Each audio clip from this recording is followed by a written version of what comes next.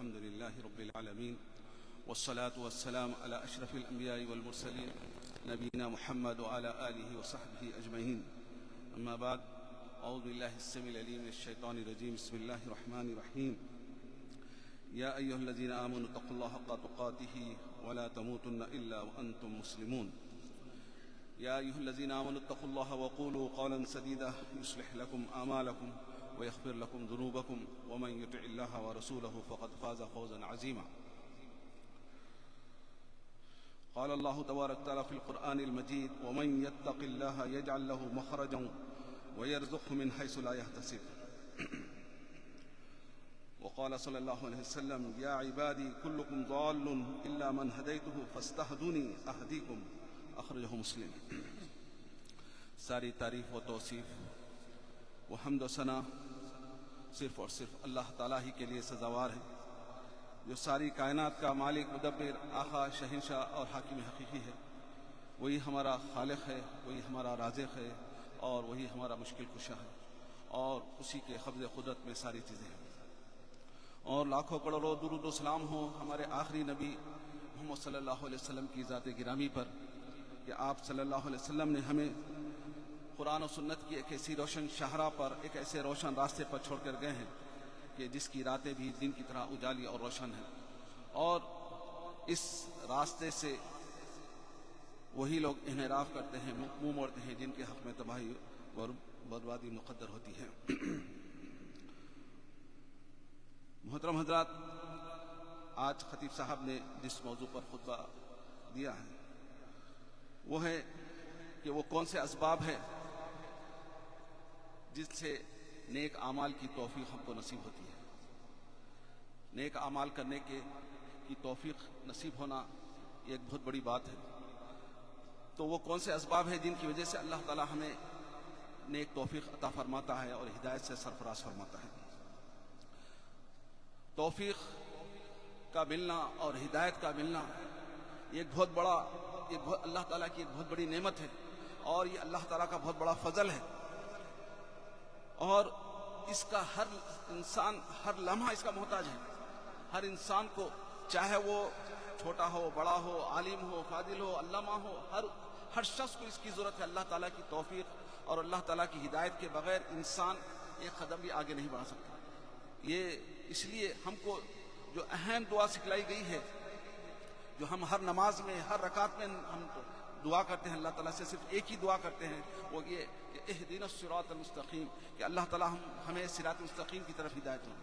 تو یہ صراط مستقیم ایک ایسی دعا ہے اور جامع دعا ہے کہ جس کا ہر شخص محتاج ہے. اس کے بغیر انسان صحیح راستے پر گامزن نہیں رہ سکتا ہے، آگے نہیں بڑھ سکتا ہے. اور قرآن میں اور کہیں بھی اللہ تعالیٰ نے اپنی نعمتوں کا کہیں بھی احسان نہیں جتلایا. اللہ تعالیٰ ہمیں بے شمار نعمتوں سے نواز رہا ہے. رزق عطا فرما رہا ہے، اولاد عطا فرما رہا ہے، مال و دولت سے سرفراز کیا ہے. اللہ تعالیٰ کی سرزمین پر ہم کھا رہے ہیں، پی رہے ہیں، سانس لے رہے ہیں، اور بہترین جسم عطا فرمایا ہے. اللہ تبارک تعالیٰ نے ان تمام چیزوں کے بارے میں کہیں بھی اللہ تبارک تعالیٰ نے احسان نہیں جتلایا. لیکن صرف ایک ہی چیز کا اللہ تبارک تعالیٰ قرآن میں ہم کو احسان جتلاتا ہے، وہ یہ ہے کہ وہی ہدایت کا ہے. جیسا کہ ایک جگہ اللہ تعالیٰ فرماتا ہے: یمنون علیک ان اسلموا. اللہ تبارک تعالیٰ سورہ حجرات کے آخری میں فرماتا ہے کہ اللہ کے رسول، یہ لوگ آپ کو کیا ہے، آپ پر احسان جتاتے ہیں کہ ان اسلموا، کہ وہ اسلام قبول کیے ہیں.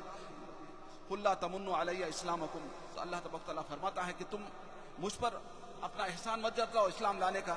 بل اللہ یمن علیکم ان ہداکم للایمان. بلکہ اللہ تعالیٰ تم پر احسان جتاتا ہے کہ اللہ تعالیٰ نے تمہیں اسلام کی نعمت سے سرفراز فرمایا. تو اس سے پتہ چلتا ہے کہ یہ اللہ تعالیٰ کی ایک ایسی بڑی نعمت ہے جس کی کہ ہم کو ہر شخص کی ضرورت ہے، اور اس کے لیے ہم ہر نماز میں، ہر رکعت میں دعا کرتے رہتے ہیں. اور اللہ تعالیٰ بھی ایک جگہ اللہ تعالیٰ فرماتا ہے: وَلَوْلَا فَضْلُ اللَّهِ عَلَيْكُمْ وَرَحْمَتُهُ مَا زَكَىٰ مِنكُم مِّنْ أَحَدٍ أَبَدًا وَلَٰكِنَّ اللَّهَ يُزَكِّي مَن يَشَاءُ. اگر اللہ تعالیٰ کا فضل اور اس کی رحمت تم پر نہ ہو تو تم میں سے کوئی بھی پاکی حاصل نہیں کر سکتا. لیکن اللہ تبارک تعالیٰ جس کو چاہے پاک کرتا ہے. یعنی اللہ تبارک تعالیٰ جس کو چاہے ہدایت دیتا ہے، جس کو چاہے توفیق دیتا ہے. تو ہمیشہ ہم اللہ تعالیٰ سے جہاں بہت ساری دعائیں کرتے ہیں ہم اپنی دنیاوی کے لیے تو بہت ساری دعائیں کرتے رہتے ہیں، لیکن یہ اہم دعا جو بہت ہی اہم دعا ہے کہ ہم اللہ تعالیٰ سے ہمیں صراط مستقیم کی دعا کرنا چاہیے اور نیک توفیق کی دعا کرنا چاہیے، کیونکہ ہمیں قرآن میں بھی اللہ تعالیٰ نے یہ دعا سکھلائی ہے کہ ربی اوزینی ان اشکر نعمتک التی انعمت علی وعلی والدی، اے اللہ تعالیٰ میرے رب مجھے نیک توفیق عطا فرما، ان اشکر نعمتک التی انعمت علی، کہ میں شکر بجا لاؤں تیری ان نعمتوں کا جو تو نے مجھ پر کیا ہے اور میرے والدین پر کیا ہے، اس بات کا مجھے نیک توفیق عطا فرما، ان اعمل صالحا ترضاه، کہ میں ایسے اعمال بجا لاؤں جس سے تو خوش ہو جائے، جس سے تو راضی ہو جائے۔ تو آئیے وہ کون سے اسباب ہیں جن سے کیا ہے ہم اللہ تعالیٰ کی توفیق حاصل کر سکتے ہیں، اللہ تعالیٰ کی توفیق نیک اعمال بجا لا سکتے ہیں۔ سب سے پہلے یہ ہے کہ ہم الافتقار الی اللہ بشدت، کہ خطیب صاحب نے کہا کہ اللہ کی طرف کیا ہے اپنے آپ کو کیا ہے عاجزی اور انکساری ظاہر کرنا، اور اللہ تعالیٰ سے محتاجی اپنے محتاجی کو ظاہر کرنا کہ ہم کو صرف اور صرف اللہ ہدایت کون دے سکتا ہے؟ کوئی نہیں دے سکتا۔ دنیا کا کوئی انسان چاہے کتنا بھی بڑا علامہ ہو، پیر ہو، کچھ بھی ہو، وہ ہم کو ہدایت نہیں دے سکتا، نیکی کی طرف راہ پر نہیں لا سکتا سوائے اللہ تعالیٰ کے۔ انک لا تہدی من احببت ولکن اللہ یہدی من یشاء، کہ اللہ تبارک تعالیٰ نے رسول اللہ صلی اللہ علیہ وسلم کو بھی خطاب کرتے فرمایا اللہ کے رسول آپ جس کو چاہے ہدایت نہیں دے سکتے ہیں، ولکن اللہ یہدی من یشاء، اللہ تعالیٰ جس کو چاہے ہدایت دینا چاہے دے سکتا ہے۔ تو یہ ہدایت کا سرچشمہ، ہدایت کا منبع صرف اور صرف اللہ تعالیٰ کے ہاتھ میں ہے۔ وہ اللہ تعالیٰ دیکھتا ہے جس کو دینا چاہے، وہ ہر کس ناقص کو نہیں دیتا ہے، بلکہ اللہ تعالیٰ جس کو دیکھتا ہے کہ اس کو جو اس کے لائق ہے اسی کو اللہ تعالیٰ عطا فرماتا ہے۔ تو ہمیشہ سب سے پہلی چیز جو میں نے ابھی کہا کہ ہمیشہ اللہ تعالیٰ سے دعا کرتے رہنا چاہیے اور عاجزی انکساری اختیار کرنا چاہیے کہ اللہ تعالیٰ میں تیری ہدایت کا محتاج ہوں، تیری نیک توفیق کا محتاج ہوں، اس کے بغیر میں کوئی عمل بجا نہیں لا سکتا جب تک کہ تیری ہدایت نصیب نہ ہو۔ پھر دوسری چیز یہ ہے کہ ہم اپنے دلوں کی اصلاح کریں، جیسا خطیب نے فرمایا کہ جب تک ہمارے دلوں کی اصلاح صحیح نہیں، ہم اپنے نیتوں کو صحیح نہیں کریں گے، اس وقت تک اللہ تعالیٰ کی توفیق، اللہ تعالیٰ کے عمل ہیں۔ ہاں، ہمارے دلوں میں کینہ، کپٹ، حسد اور اللہ تعالیٰ سے اس کی محبت اور اللہ پر بھروسہ نہ ہو تو اللہ تعالیٰ ہم کو یہ عظیم دولت سے ہم کو سرفراز نہیں فرماتا ہے۔ تو اس لیے ایک حدیث میں رسول اللہ صلی اللہ علیہ وسلم فرمایا الا ان فی الجسد مضغۃ اذا صلحت صلح الجسد كله، کہ سن لو کہ یقیناً جسم میں ایک ایسا گوشت کا لوتھڑا ہے، اذا صلحت، جب وہ درست ہو جاتا ہے تو سارا جسم درست ہو جاتا ہے، اور جب وہ بگڑ جاتا ہے تو سارا جسم بگڑ جاتا ہے۔ الا وہی القلب، سن لو کہ وہ کوسا ہے، کہ وہ یہ دل ہے، کہ آدمی کا دل اگر صحیح ہے، اس کی نیت صحیح ہے، اس کے دل میں کیا ہے اخلاص ہے اور صحیح نیت ہے، تو اس کے تمام کام اس کے صحیح ہو جاتے ہیں، اس کے تمام کاروبار صحیح ہوتے ہیں، اس کے تمام دنیا کے آخرت کے تمام امور کیا ہے بہترین طریقے سے اس کو چلنے لگتے ہیں۔ لیکن اگر دل میں کھوٹ ہے اور دل میں خرابی ہے تو سارے کام کیا ہے خراب ہو جاتے ہیں۔ تو اس لیے ہمیشہ کیا ہے اپنے نیتوں کو درست رکھنا چاہیے، اور اسی لیے محدثین کرام نے بھی اپنی احادیثوں کو جب بیان کیا ہے، احادیثوں کو لکھا ہے، تو سب سے پہلے یہ حدیث کو بیان کرتے ہیں انما الاعمال بالنیات، یقیناً اعمال کا دار و مدار نیتوں پر ہے، ہر چیز کا، چاہے وہ نیک اعمال ہو اور یا کوئی بھی کام ہو، دنیاوی کام ہو، کاروبار ہو، تجارت ہو، جاب ہو، کچھ بھی ہو، ہمارے اعمال کے ہماری نیت صحیح ہونا۔ اگر میں نیک کام کر رہا ہوں، اچھے کام کر رہا ہوں، لیکن میری نیت خراب ہے تو وہ اللہ تعالیٰ کے ہاں قابل قبول نہیں۔ تو اس لیے ہم اپنی نیتوں کو درست کریں اور دلوں کو کیفیت کو درست کریں تو اللہ تعالیٰ ہم کو نیک توفیق عطا فرماتا ہے۔ اور تیسری چیز یہ بھی بیان کی گئی کہ ہم اپنے اعمال میں مداومت اختیار کریں، جو بھی اعمال بجا لاتے ہیں اس میں ہمیشگی برتیں، چاہے تھوڑا سا ہی کیوں، جیسا کہ عائشہ رضی اللہ تعالیٰ سے پوچھا گیا، رسول اللہ عائشہ رضی اللہ تعالیٰ نے پوچھا ای العمل احب الی اللہ، کہ رسول اللہ صلی اللہ علیہ وسلم سے پوچھا گیا کہ اللہ کے رسول بتلائیے کہ کون سا عمل اللہ تعالیٰ کے نزدیک سب سے زیادہ محبوب ہے، تو رسول اللہ صلی اللہ علیہ وسلم ادومہ وان قل، کہ وہ عمل جس پر ہمیشگی برتی جاتی ہے، جس پر کیا ہے مداومت برتی جاتی ہے، وہ اللہ تعالیٰ کو بہت پسند ہے، اگرچہ کہ تھوڑا ہو۔ یعنی ایک آدمی روزانہ تھوڑا ہی 1 ریال ہی صدقہ کرے وہ اللہ تعالیٰ کو بھول، لیکن ایک دفعہ آئے جوش میں آئے 100 ریال خرچہ کرے، پھر سال بھر تک بھول گئے ایسا، پھر اسی طرح نمازیں پڑھ رہے ہیں، سنتیں پڑھ رہے ہیں، تہجد پڑھ رہے ہیں، کبھی جوش آیا، جذبہ آیا، کبھی پڑھ لیے، پھر اس کے بعد پھر بھول گئے، یہ اللہ تعالیٰ کو پسند نہیں. 2 رکعت ہی آپ اٹھ کر پڑھیے, تہجد پڑھیے, یہ اللہ تعالیٰ کو بہت زیادہ محبوب ہے, بجائے اس کے کہ آپ صرف ایک دن آپ بہت زیادہ عمل بجا لا لیں پھر اس کے بعد بھول جائیں. یہ اللہ تعالیٰ کو ایسا پسند نہیں ہے. پھر ایک سبب یہ بھی ہے کہ ہم کیا ہے اللہ تعالیٰ کا شکر ادا کرتے رہیں کہ اللہ تعالیٰ نے ہمیں نیک جو بھی ہم نیک اعمال بجا رہے ہیں, اللہ تعالیٰ ہم کو توفیق عطا فرمائے. نماز پڑھ رہے ہیں, زکوٰۃ دے رہے ہیں, صدقہ و خیرات کر رہے ہیں, عمرہ کر رہے ہیں, حج کر رہے ہیں, ماں باپ کی خدمت کر رہے ہیں, جو بھی خدمت ہم جو بھی اعمال بجا رہے ہیں, نیک اعمال بجا لا رہے ہیں, تو اس پر کیا ہے اللہ تعالیٰ کا شکر بجا لائیں کہ اللہ تعالیٰ تیری توفیق کی وجہ سے میں نے یہ اعمال کو بجا لایا.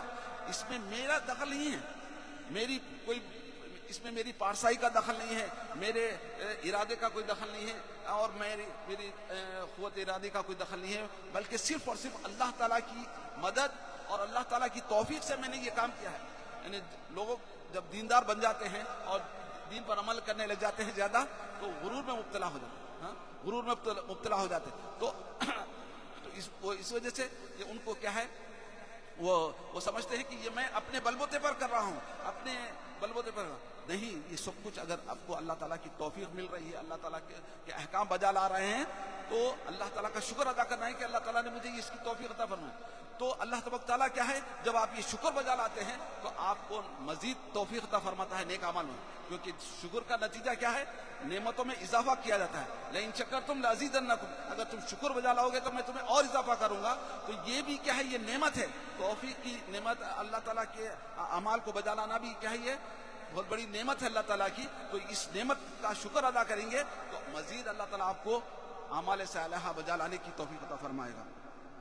اور ایک سبب یہ بھی ہے کہ ہم کہ زیادہ سے زیادہ کیا ہے, ہم جس سے ہمارے اعمال میں اضافہ ہوتا ہے, توفیق ملتی ہے, کہ ہم مریضوں کی عادت کریں اور جنازوں میں شریک ہوں. جیسا کہ ایک حدیث میں رسول اللہ صلی اللہ علیہ وسلم فرمایا, عود المرضى واتبعوا الجنازہ جنائز تذکرکم الآخرہ, کہ تم مریضوں کی عادت کرو اور جنازوں میں شریک ہو, جس سے تم کو آخرت کی یاد دلاتی ہے, اور جس کے نتیجے میں انسان کو کیا ہے, اعمال کرنے کی توفیق حاصل ہوتی ہے.